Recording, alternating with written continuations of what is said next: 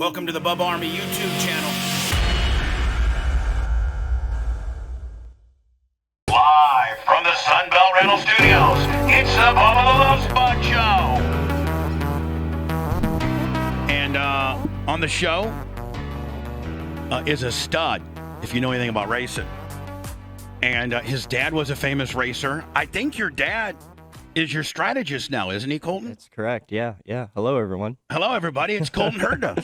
And he's 21 years old. He's a big slinging D with IndyCar, and I've already been told to handle him with kid gloves with the boss lady, Kate Davis. Is that her name? Yeah, Kate Davis. And so I wouldn't have it any other way. And thank you, Colton, for coming into the show. We're huge race fans. That's awesome, because usually you walk into these things and nobody knows anything about racing or what they're talking about. You race Indy 500, you do, huh? Exactly. Yeah, right. And you just got right in there and just got right after it, right? Exactly. They don't realize that. I think at 2014, 15, they shipped you right off to Europe. Did they not? Yeah. I moved to Europe when I was 14 and a half years old. How does that happen? Like, I got a kid who I've raised, and he's been racing quarter midget since he was 3, and we made the progression through dirt and things like that. But did Brian just box you up and ship you off to Europe? Said, "Go on, son, find your way." I wanted to do it. So it initially was my decision, and it was a really good decision. That one of the best decisions I ever made, because the learning curve over there, from what I would probably get over here, was massive, because I had to fend for myself. I was over there. I was living alone. I was 15 years old. So, not only from driving side and learning how to be at the track at the right time and going to sleep at the right time, people not telling me what to do, but also just living, having to do laundry, clean an apartment, all this other stuff. At 15. And be a race car driver. Exactly. It was a huge curve in my career, and I'm so appreciative of everybody that was kind of in that situation with me. Did you literally at 15 had to go and go work at the shop and fabricate, or did you go in right as a driver? No, I was a driver. So I had the mechanics, and they were working at the shop. I was in the shop a lot of the days. They do a lot of simulator work over there in Europe, so that was most of my days were over there and training in the gym also. Was the competition stiffer there than it is in America at the youth racing? No. Let's say quarter midgets and go-karts, where kids would start off in Britain and over in Europe, as because that's like the progression here in America. You start on go-karts or legends or something like that. Right. And so what progression do they have over there that makes these guys so the F1 guys? I think it's just how you learn over there. It's, at least for me, it was because being so far from home, it was all my attention span was into one thing, and that was racing. I wasn't with my friends. I was doing all my schoolwork online, so I wasn't going to class every day. So I think that's part of it, is you kind of dive headfirst into racing, and that's your whole life at that point. The competition-wise, you'll find fast guys anywhere you go, really. Guys are good everywhere, but for sure the learning curve, I think, is a lot faster and a lot higher. Is Lewis Hamilton that good? Or could a Colton Herta get in an equally prepared car and be and on a track that you both knew? For instance, St. Pete. I would say, has Lewis Hamilton ever ran St. Pete? I don't think he has. No. Okay, so he's never been on St. Pete course. So, but his ability, because he's Johnny F1 over there, he should be able to pick up. So you give him a week or so to learn the St. Pete course. You guys have equally matched cars. What do you think? You think you could do? I would probably say you could beat him in an Indy car, and he would beat you in an F1 car, just because you guys are both familiar with that more so. Yes. It would definitely be interesting. Yes, he's extremely talented. It's the same with all these guys that you see at the top, right? Like guys like Dale Jr., Jeff Gordon, they're all extremely talented at what they do. The hard part is being able to go from one form of racing to another and be fast in it. So that would be interesting. When you get a guy like Kyle Larson, he's on the dirt, he's right. Do you marvel at Kyle Larson like the rest of the racing community does? Because here you are, in within our world, America, within USA, IndyCar is the really high technical, F1-ish version of our American racing. Do you guys at the highest level, a guy like you, it's won 6 times, what do you look at it like a Kyle Larson? I think there's a bunch of talented drivers. It's really impressive. And so I've actually seen Kyle on dirt a few times. I always go to so I'm originally from Los Angeles. So I always go to the Turkey Night. Yeah. So out there, it was at Irwindale, now it's at Ventura on dirt, as it should be. And so yeah, I always go out there every year and I watch. And Christopher Bell was there 2 years ago. Kyle Larson was there the last 2 years. And it's impressive how these guys go from tarmac racing to dirt racing. Obviously, that's kind of how they're brought up, whereas us open wheel drivers were brought up in go-karts. But even in NASCAR, there's some guys like Harvick and some guys that are brought up that way. But it is impressive that they're able to go from something like NASCAR to almost what feels like a complete different discipline in dirt racing and midgets and stuff like this. Like, as loose as those guys are and stuff, like you guys never have that feeling because your cars, we're so sucked down that once you've lost grip, it's usually not recoverable. Is it not? Yeah. Unless you're Danny Sullivan from the 1986 Indy 500. Are you familiar with that? Yeah, the spin to win. Spin to win. How unfathomable is that as a race car driver that's been on this track numerous times for you to spin? Here we go. Hold on. So heads to Ukraine before going to Moscow Of course, I had to tomorrow. have something else fired just when I got somebody here. The entire world holding their breath. Ouija Jang for us at the White House. Ouija, thank you. All right, thank you, Ouija. Hold on, I'm trying to play the 86 Indy 500 spin to win. Deal. Race down the main stretch. Can Sullivan pull Andretti into the first turn? Ron Carroll. Now, Colton, is he noticeably too low? So it was different at Indy back then. You could run below the apron, and some guys were able to run a full car length. Some guys could only run a half car length, depending on how good you were and your car was that day. But today, nowadays, no way. Right? Nowadays, you'd be in the wall before you even got all the way like, down. You'd there. already be skating right now, wouldn't you? Once you got your left front on where that yellow line is where the track will flatten out. So we'll look at the entry pull right here. Andretti into the first turn. Boom, right there. He would already be in the wall at this point. You're already pushing like a dump truck. He would be backwards right now nowadays. For real. Turn, Ron Carroll. Can you even flirt with the line nowadays, Colton? Can you even put your left front on there or no? You can, but well, now we have a curb. So once you kind of get down to the curb, that's as much as you can take. Anymore, that's impossible. Watch this. This is crazy. Danny Sullivan gets him. Danny Sullivan gets him. No, he's squirreling. No, he's spinning. Now, statistically, I don't know if that guy could do that 100 times and not hit the wall again. Am I not right, Colton? There was maybe a little bit of luck involved in that one. A lot. Danny Sullivan spins. And he didn't even lose but one. I mean, like, he didn't even goes around twice Right. and gathers it. Now, what were the horsepower differences back then, Colton, compared to now? I'm not sure in the mid 80s. I would imagine they had somewhere between 600 to 800 horsepower. In the 90s they were pushing 950, almost 1,000 horsepower. I think when Tony Stewart's a really good friend of mine, and he has in his house at Columbus, Indiana, downstairs, he has the Menards car Right. that he went. I think it wasn't at 239 down the back. I think they had him at two. I think an overall lap might have been like 232 or two. I don't know, but Yeah. it was like super. They're fast cars, man. They are for sure. Now fast. are they faster now than they were? So my dad told me when he was racing, and I think it was 98, was kind of it was really fast, 97, 96. Yeah, those were 99. real fast. Those were like the 233 days. He touched 251 on the back straight Jesus. at Fontana in California. It's a track kind of like Indianapolis, a Right. big super speedway. He touched 251 at the end of the back straight. And at that point, man, I mean, you really literally are just hanging on. I mean, right? I mean, you're just literally pointing at thing because things are happening so fast. Right. Yeah, you have the tunnel vision. It's hard to focus on anything outside of your vision. Any of your peripheral vision is pretty much gone. And I've been told the yeah. scariest thing, and this was by Dan Weldon, R.I.P. He was a friend of the show, used to come in, and we talked to Indy all the time. And I know your family has ties, and your dad has ties to Dan. Mhm. I think your dad was a co-owner on that 2016 Indy 500 champion. Yep. Yeah. Yeah. I think he was with Dan's last 500.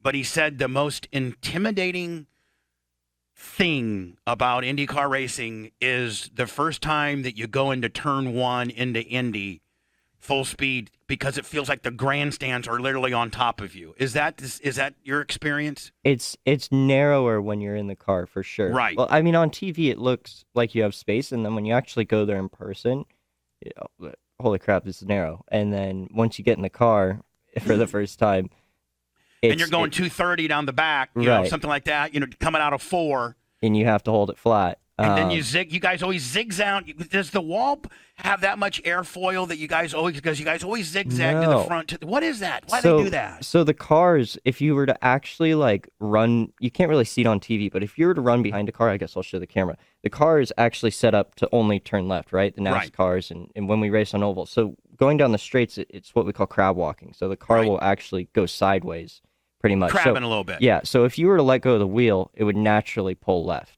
Because that's the direction. All the cambers, all the toes, everything's set up to go left. All your stagger, everything's just turned to left. Yeah, so when you let go of the wheel, that's just the natural direction that it pulls. So if you're holding onto the wheel, you're scrubbing speed. Oh, so because you're actually holding the car. So you're just trying to let the car kind of go where it wants to go. Yeah, go where it wants to go. And if you fight it, then you're scrubbing speed. Yeah, you try to line of least resistance. So when you're coming out of 2 and when you're coming out of 4, it naturally wants to kind of drift to the wall. So you just controllably kind of let it drift. So we just almost let the steering wheel go, kind of. Just kind of still hold on to it a little bit. But yeah, you kind of let it go where it wants to go, and so you don't scrub any extra speed. You just got back from Sweden, and I didn't even know about this. And you were a last-minute replacement for Travis, who got hurt on his bike, Travis Pastrana. And this, I never even really knew this event it existed, but it's a huge, huge deal over in Sweden. Am I not right, Colton? Over in Europe, the Race of Champions is huge. And it's on snow. And they threw you in there, and I remember Jimmie Johnson saying, well, what else could go wrong? We got 2 California guys that had never been on ice or snow before, but we should be okay. Right. And this is really a big deal. I think this is Jimmie Johnson's quarterfinal, I think, and you guys made it to the finals, did you not, as a team? We made it. Team USA made it to the finals after never driving on ice, and against teams like Sweden, Finland, Norway that live on ice. That they really, that live on ice. So it was a big surprise to us, big shock to us. We were happy about that. I think this is Jimmie's race, I think, right? Versus Johnson. Dan, have you seen this? I haven't seen this year's, but I've seen it before. You've seen it before. Yes. Finland versus Team USA. And I think Colton's after this one. Away they go. On this particular video. Start from Jimmie Johnson. A little dab on the handbrake and another. Back end trying to get away from him, and Häkkinen's off. Now, when you stuff at the drift, Colton, that's bad, right? Yeah, that's the wrong way to go. Hey, talk about scrubbing speed, right? Right. I mean, that's the ultimate speed scrubber right there. The checkered flag falls. Mika Häkkinen. Jimmie Johnson wins Two-time it. F1 world champion. Yeah, there it is. Yeah. Now, this is also probably a pretty cool event, Colton, just to rub shoulders with these. I mean, you're with everybody here, right? Yeah, no one's legends. I mean, we want to beat each other, but it's not like a normal race weekend. We're not in meetings for hours after we drive. There's not a lot of sponsors, luncheons you got to go to. There's none of that. I think that's what's great about this is there's none of that stuff. It's just the fans are there, and then all the drivers are there. And the boys, and you guys are just hanging out. Yeah, exactly. Let's go. Man, how good's Jimmie Johnson? He's a good dude, too. Awesome dude. Yeah, really cool. Is he going to be competitive? Is he going to race Indy this year? He's doing the full season. So he'll be at St. Pete, too? He'll be at St. Pete. He'll be doing the Indy 500 this year. He'll be doing all of it. So he's full season. Right. Wow. Yeah. Good for him. Here you are, buddy. Now, is that a navigator you got with you? No, that's a fan. So I think for an additional price point. For additional 1,500 yen or something, you can get in there. Yeah, you can drive with But is he weighting you down a little bit? See, that's the thing. What if you get a big fat guy like me that paid the money? You can get screwed. You can get screwed, right? Because weight's a huge factor in our sport. Oh, exactly. Right. So if you and they don't even the weight out. So it's like if you they can't. They're not putting any tunks in the left rear to give you better balance. And the balance of the car is different every time you go out because you got 200 pounds, 300 pounds, then you got 100 pounds, 150 pounds. Did you tell your owner, hey, listen, buddy, you're really putting the screws to me here. Yeah, I'm carrying 140 it's constantly pounds extra. changing. Screw that. And I saw Jimmie drove by himself. Right. So he didn't have this guy over here messing him up, right? Well, he was in an electric car, so there was a battery. So for that car. Oh. you So can't. do you want the fit gas anybody. car with a person or the electric battery by yourself? So I don't know. yeah, we swap through all these different cars. So sometimes you got stuck with Now that. what's this big Which old... one did you like better? He liked the electric one by himself, probably. The electric one was cool because of like the instant torque on the ice and stuff. It was really, really fun to drive. Now what's this big old crap handle right here? This is That's your, the handbrake. Handbrake. Yeah. Can you imagine if you had one of those on your Like a IndyCar? rally car. Like a tractor. You've got to say it's advantage better. Advantage Norway. Colton's on the bottom here in the orange 13. The fourth heat of the final. Peter Solberg versus Colton Herta. So this is the final. This is where we get beat, unfortunately. Yeah. And it's because of that damn passenger you had. I'd be under protest right blame now. them. But that passenger caused me to push into the drift, bitch. I'm protesting. Times are so good. Herta There you are. See, he's making you push already. getting into the deep snow. Got a little bit too much speed here. Little too much speed. He's in too deep, and he's in the back. No, you had too much right side weight, Brian. Yeah. Is what you had. Yeah, we'll blame it on that. Yeah. And now, I Solberg would have gone over and smacked the guy in the head. just needs a clean second half of this lap. Over the bridge. And Solberg takes it. So, I think this is the best finish America's ever had, though. Is it not? I believe they've won in 2002 with Jimmie again, and maybe Jeff Gordon and Carl Edwards, I believe. Last year you won the St. Pete race. Right. How fast? What's the fastest part of the St. Pete race? Maybe at the end of the front straight or at the end of the back straight. So yeah, I guess you could play this. Yeah, I'm all set up for you, B. I'm ready. I'm ready to go here. This is a tutorial, I think, from Will Purdue. Not Will Purdue. Will Purdue. You played Will Purdue. Purdue University. Will Purdue was a famous white, real tall center for the '90s Bulls, and he never scored nothing. Jordan scored them all. Is that who Will Purdue was, Lummy? Yes, it was. Yes. So this is Will Power's tutorial of a lap at St. Pete. And let's see if you would do anything different, Colton. Or maybe you may not even be able to say what you do different because that's your secret little secret. This guy's the man here. Yeah. He's got like 9 poles. I think Colton had it handled. He won. Yeah. Whatever Colton did last year was what he needs to do. I'm gonna see. I wonder if Colton has any different, any different techniques than Will here. Hold on here. On the brakes, a very good passing zone for the race. You can pass. So this is turn 1, right, Colton? This Correct. is right when you get going. Inside or out. Really important to get a good exit here. And try to be wide open through the next 2. So hold on, Colton. You're wide open through here? Yeah, Pretty this is flat. Yeah. Do those blind turns sketch you out a little bit? No, you get used to it. You get used to it. Here. Heading into turn 4, very good passing zones, quite wide. Have to And be one careful thing on- you can hear is actually they pulled this lap from him, but he's fuel saving. So this is from the race. Oh, really? And if you back it up a little bit, you'll hear before he brakes. I don't know if everybody will catch it, but you'll See, hear. that's why we have you in here, buddy, for you to tell us where the fuel save Willie is. Hold on here. So brakes, not very here, good but passing into zone the for next race. You can pass inside or out. brake zone. You'll hear him really lift off important to the get a good throttle exit before he here. hits the brakes. So that's how And we save try to fuel be in wide these open cars. through the next 2 You'll complex hear corners. it right here at the end of this Here. straight. Heading into turn 4, Lift, very good then passing brake. zones. All Quite right, so you're just trying to burp at a little fuel, just a little less, driving in just a little less deep to Try save to fuel. try to go a lap longer than the And people that around like you. millisecond saves fuel. Oh, yeah. Well, we're burning so much fuel, right, with these engines. And They're- you're flat-footed a lot of the time, are you not? yeah. Yeah, careful. so anytime Have you you ever save a little bit. had a guy beside you and you're smashing the gas and you even try to push it harder than the metal will go just to see if there's an extra 1/32 of Yeah. throttle response? Put 2 feet on the throttle pedal. Yeah. Have you ever done it? Like, this son of a bitch drafted me, slingshotted me. on the exit because you can get Now, choked. in NASCAR, like Tony was a good friend of mine, and he would tell me like a lot of times they would try to jam air. Like a guy was drafting you, and he would go beside you, and then you would try to, if he was on your left, you would try to jam air on his lower quarter panel to try to slow him down. Like, Right. you guys can't do that, can No, you? Open wheel. the effects of their cars and having such big bodies in what we call like tin tops, right? Cars that have roofs. Right, 10 tops. That's so they have the ability to really disrupt air when driving, especially on the super speedways. We don't. So our disruption of air comes from so the wings are great.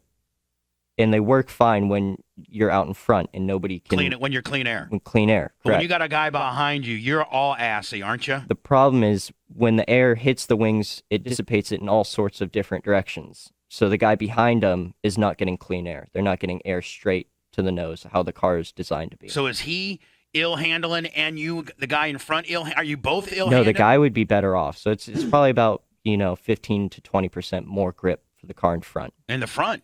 So it's a lot. That's why it's hard to pass in these open wheel cars. No, until you hit the push to pass. That's a whole other question I got to ask you. Yeah. Yet. Hold on. The next complex of corners, 8 and 9. Now, of St. Pete, what's the sketchiest, Colton? Like, which is the one you're like, oh God, I wish they'd redo this corner. I can't take it any longer. Not redo, but it's turn 3 is a fast corner, and it's really sketchy when you come out on new tires that would stone be cold. So this is one, right? This really is important one. to get a good This exit is here. 2. This is 2 And now. try This to is be wide 3. open through the next 2. And 3 sketchy just because it kind of leads in blindly into 4 and you can't lift, right? Right. Is that it's what makes flat. it sketchy? Yeah, it's flat. You can't see where you're going. Complex of corners. And if you imagine too, this camera's another 2 or 3 feet above where our sight line is. Right. We're set even lower. Your butthole is about maybe an inch from the asphalt. It's very low. Yeah, Right. you can feel it in your butt when you touch the ground. Can you imagine if you pour a little? You get spanked every time Yeah. the car hits the Imagine ground. if you're, it does. Does it really? Like if you? You can feel it for sure. Yeah. heading into turn 4, a very good passing Yeah, zone. because they don't have. I mean, they got great head restraint systems and all, but they don't have anything for your ass at the end of the day. Not Really, much. they're not a lot for your ass, right? Right. It's quite Or You guys don't have like the your ass. massage sheets and stuff? Yeah, No. it's massager and stuff. wide. Have to be We'll have to careful. figure on that into the Heated- budget for next year. Heated seats. Colton Herta holds out contract for heated seats. because you can get choked. Now, do you guys have a cooling system like through your suit and stuff like that? Do you have like a cool suit? So we do now, since we have the aero screen. Before we did not. It gets way too hot. So with the aero screen now, we're pushing temperature of like 145 in the cockpit in some of these races. Because as you don't well have the as air anymore. right, as well as wearing 3 layers basically Right. of fireproof. So it does get extremely hot, With a and head you're sock, working with a head sock. right. you know. Like the first year, I remember. I don't know if you know the name Connor Daly. He's an Yeah, I IndyCar am. driver. Yep. He lost 12 pounds at a race. I need to That's get a how- few races. That's how hot it was before. I'd be like AJ when towards AJ's latter year. Man, AJ could barely get in a car in his last couple of years, my man. The next complex of corners, 8 and 9, very important. Apex of walls, got to be very accurate here. If you hit an inside wall, it throws you straight back out into the outside wall, and that can definitely hurt a bit. Kind of bumpy heading down here on the back straight, wide open through turn 10 into turn 11, a big braking zone. That looks like kind of treacherous right there. 11 looks a little treacherous to me. Yeah, 10, 11, that area has got a lot of wrecks during the races. Can't use any of the Thank you, Dan, who has driven it. Well, I've watched the races. Yeah. There's all these cars I piled got a up in guy that sitting corner. right beside you that's driven it. That's Am I won the right? guy that won He's the damn not thing wrong. yesterday. He's not wrong. By the way, he drives a Ferrari. He's a doctor and a lawyer. He's a co-host of the show, and he usually drives a Pista. Is it what type of Pista is it? 48 Pista. But today, of all times, not to drive it when we were trying to show off. We got a real Indy driver here, and he drives, whatever the hell he drives today. He drives a Sebring too. You were there yesterday, right? I was there yesterday. Yeah. I drive a 48 Challenge Evo. It's a 700 horsepower Ferrari, winged up. Oh. What's your best lap time, Dan? It's like 213. Jay's in like 210s now. Could Colton do 213 in the pace car? Oh, dude, he would do a 205 in that car. He would? Yeah. Yeah. So, What would an Indy car do at Sebring? Oh, like 150. Yeah. Yeah, maybe Wide even open. faster. Now, rumor has it, Colton, that you're so damn good that there's discussions of you going to F1, and it was touch and go. You almost had an F1 ride for this year. It was really close this year. Yeah. With the Haas team. No, with Alfa Romeo. No, he's going to really? go with the Awesome. real winner. Yeah. Poor Haas. They just need to realize this is just not a sport. This is. I mean, I'm not saying I know I know enough about racing to know that poor Gene Haas, buddy. You're not going to beat. I don't think you're ever going to be competitive with American technology. And the other thing is, you were talking about how great of a driver Lewis Hamilton is, but if he's not in the best car, he's not that great of a driver. That's you saying it. Colton didn't say that. through this chicane here. I'm sure you agree. Colton saying nothing. Don't get me in trouble there, Dr. Boy. He's heading into the last. I got corporate sponsors and on teammates and all kinds of things there. Johnny Loose Lips. Nice thing about Colton Everybody is, knows that I did not say that. the nice thing about Colton is, his first couple of years, he had some big poles and was doing really well in a couple of races, and just had some unfortunate instances. And you weren't a crybaby about it. You were just a mature professional about it all. And it was evident, very clearly evident early on that you were going to be a great driver. And you were just patient and you get your wins. And I'm so happy for you. Listen, he's not a crybaby. He's the lead drummer of the Zibs. That guy can't be. A guy that drives a Chevy Econo van like this and does their video, buddy. That guy ain't a crybaby. Nope. That guy ain't a Not crybaby. my van. So anyway, for those scoring at home, Colton Herta, Indy 500 driver, big-time slinging D, 6-time winner, comes from the loins of the great Brian Herta, is also a lead drummer of a punk. Is it a punk rock band? Is that how you describe yourself? Yeah. And they're called the Zibs. And when Colton gets back for a little bit of time back in California, sometimes you guys will just pick up and do some bar gigs and tour a little bit, won't you? Whenever we can. Obviously all the guys are in college and I'm doing racing, so it doesn't happen often, but when we can get together, we'll play some stuff. And here's a song that they recorded inside of a van.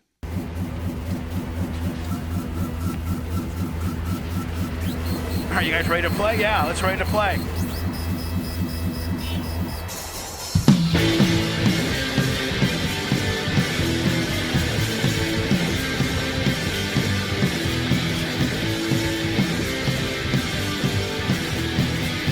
Like if Green Day and Coldplay would have gotten together and had children, it would have been the Zips. Do you like that, Colton? If Green Day would have found a bunch of female groupies at the Coldplay concert, that's the kids of the Zips. There you go, something like that. Yeah.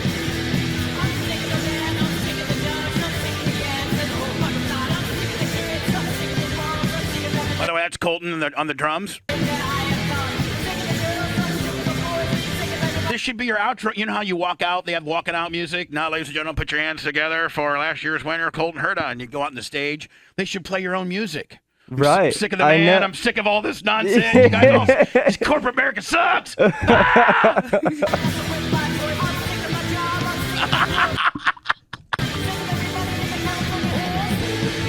Yeah.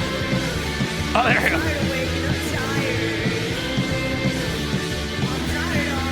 That guy looks like the lead actor on Entourage. Yeah, he does. Sure does. Absolutely. I was thinking the same thing. That's hilarious. If I was rolling around LA, I'd be telling him that was my brother if I was this guy. Hey, I'm a lead singer of the Zibs, and my brother was a guy on Entourage. Yeah. And I know I've been friends with him since I was like in 5th grade. I never thought of that. This show will But now it's not going to be out of my head. And now this radio show is going to be like any other radio. It's going to be the funnest radio show you ever did. You're going to go back to Kate Davis and you're going to say, that guy's my man, and give him hot passes for this weekend. I'm sure you could work it out. I'm sure they would if you asked. Oh, I know. I think I am going to be there next week. Good. We're going to be there next week, Blitz? Yep. Do they have rules? Like, remember back in NASCAR, we had to wear long pants and all that kind of deal? I think you need to wear pants if you want to go into the pits. Yeah, well, I want to go to the pits. I got to, come and see. I got to come and see. I don't know, though. You might be able to get. Maybe it's just no open-toed shoes. Look at how sketchy this is. I know. And when a guy drives you dirty like that, Colton, do you give him the business on the next lap like you're a dirt driver? No. Gives you a wheel like that? Guy feeds you a wheel like that? You can't really get away with that in these cars. They're so fragile. I know. Yeah. Guy gives you the front right. I'm going, you son of a bitch, next lap, I'm going to get you. It's like Dan driving on I-4. Look now, how sketchy is this? This is 3 deep. Look at this. Oh, man. And then the Napa guy just...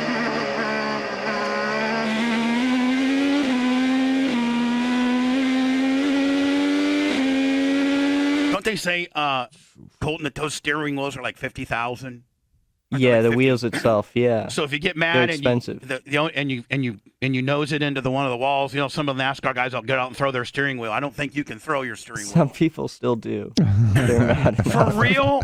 Yeah. For real? It's happened for sure. That's a good way to get. That's a good way to get fired, isn't it?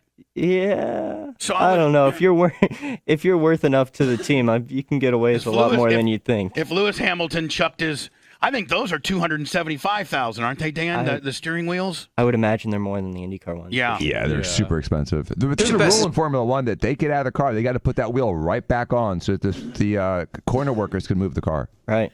They're so calm in Formula One. When you listen to the radio, they're so calm compared to us Americans. You never notice that? They're like, currently P3, approaching P2, approximately 1.25 seconds behind. Exactly. And we're like, man, let me tell you something. That guy is just, you got to step it up there, Colton. Get him. Come on, Colton, hit the push and pass something. We're getting, I don't know if we got the black tires or the red tires, but God dang, Colton, you're all over the place. Do you like racing sports cars? I love it. Yeah. Like Daytona 500. I'm sorry. I mean, like 24 hours. I think you won the Rolex. Yeah. Daytona and things like that. So do you prefer the Indy over that? Yes. You do? Just because it's just faster and harder? Yeah, you don't have to share a car. Oh, you like switching car? I don't like sharing a car. He's selfish. I don't like watching the car go around without me in it. Right. Sitting on the pit lane. So one of the questions I was going to... By the way, Colton Herta in the studio, and he's the defending winner of the St. Pete Grand Prix. The St. Pete Grand Prix next weekend, not this weekend. Yep. But he's got to get in town and do all his PR commitments and do our stupid show and things like that. Hopefully our show will be... by the way, I want to go like another 30 minutes with you if you got time. I'm stumped. We're just getting into the good stuff, and this is the best interview he. I have to come back. I'll have to come back. You got to admit, this is probably one of the more funner interviews. Yeah, I feel like I'm in a strip club, to be honest. Well, I mean, looking around this place. Well, we used to have a strip pole in the studio, but we took it down. Now, hold on, you can see the remnants of the strip pole. Can you see it right there? You used to go all the way down. But we're corporate America now, so we had to cut down the strip pole. But we used to, and then over here used to be a shower. Let me show you. This used to be a shower. We use it for storage. Now it's Marshall band cool is equipment. that? We used to have that entire stage was a band, had all know, drums and Dimebag, Darrell amp. We have stacks and everything. And then we sold out to corporate America, and we're going to make it a podcast stage instead. We used to be cool rock guys and with a stripper pole and a shower, and now we're Johnny Corporate. With other Johnny Corporates telling us that we have to wrap up the best interview this guy's ever going to do. No other interview place has a 800 horsepower open wheel modified in the back. Exactly. That was the first for me. What does that push to pass button actually do to the car? So it gives you more boost. So it'll give you I think 50 more horsepower overall. I was just gonna boast just a little bit and show you my son. This is him driving a 410 wing sprint car. This is my son. He's just right in there. I think this is my son. He's 19 years old. And this is his 410 sprint car. Yeah, these things are terrifying. And this is at my track, by the way. I own this track. Okay. Bubba Raceway Park. Yeah,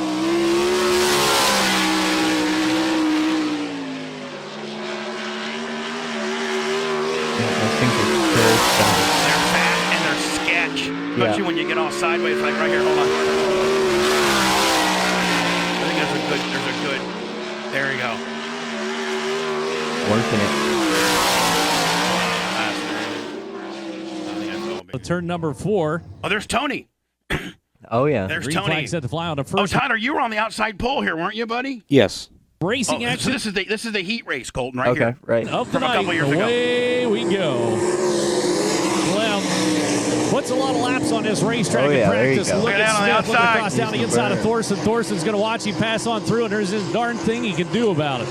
Man, I've wanted to do this for so long, but I'm not allowed to. I'm not allowed. You're not allowed What do you mean to? you're not allowed to? I can't get hurt. They won't let me do anything. Michael Andretti, that son of a bitch. I know. Yeah, you gotta have all. Michael got to have all the fun now, didn't he? I think they crossed the line at sprint cars. Yeah, which isn't a bad idea. Yeah, I don't blame them. All right, you got sprint. We got other cars. We got open wheel modifieds too. I mean, there's definitely an opportunity there. I'd love to try it. Here's an in car. This is from a couple weeks ago. Hold on. Now this is straight opposite of you. This is as barbaric and as not Indy as you can get. 2-frame.